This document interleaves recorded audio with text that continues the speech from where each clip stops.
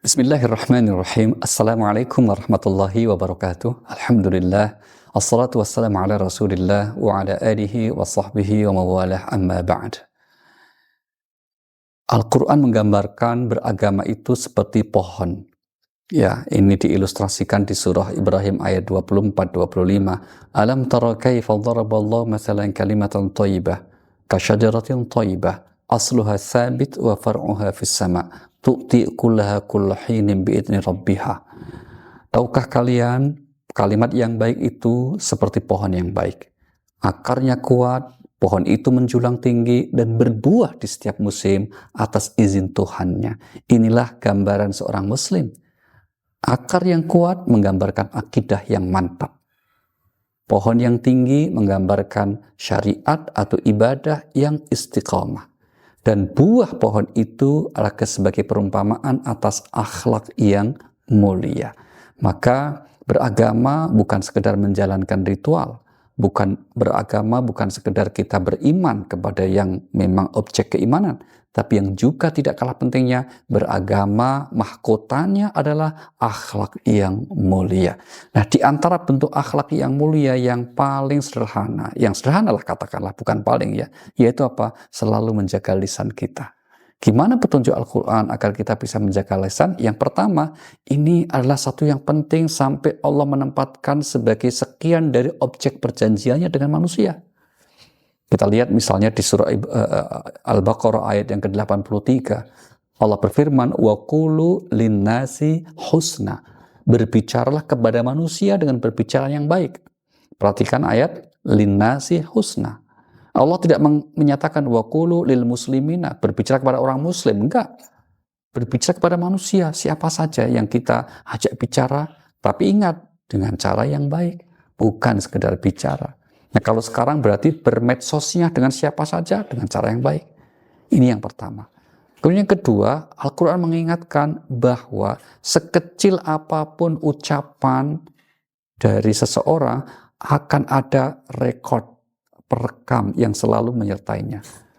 Allah berfirman di surah Qaf, surah 50, ya, pada ayat yang ke-18, "Ma yalfidhu min qawlin illa ladaihi raqibun atid."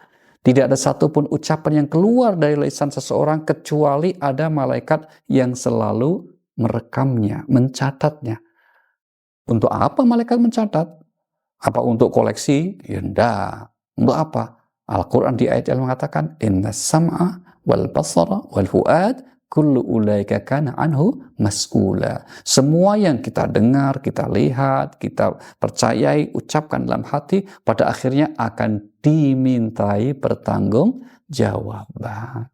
Maka seseorang yang menyadari bahwa ucapannya akan diminta pertanggungjawaban, dia tidak akan sembarangan untuk bicara. Tapi dia akan menjaga lisannya. Dan itulah akhlak yang mulia.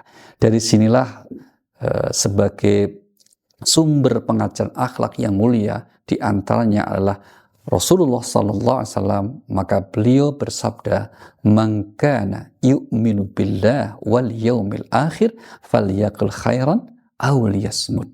Barang siapa yang mengaku beriman kepada Allah dan hari akhir, hendaklah dia selalu berbicara yang baik.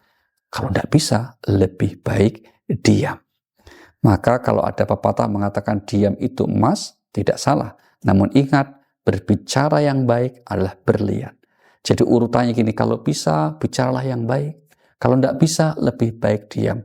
Dan hindari bicara yang tidak baik. Karena itu bukan hanya melukai dan menjadikan orang lain tidak nyaman, tapi juga pasti itu akan merugikan diri sendiri. Al-Quran itu sampai menggambarkan begini ya. Coba perhatikan di surah An-Nur ayat 15 itu.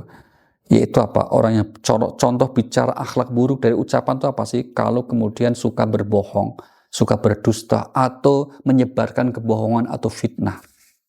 Digambarkan di ayat itu, "Iztalaqawnahu bi'alsinatikum wa taquluna bi'afaikum ma laysa laka bi'ilm wa tahsabunahu hayyina."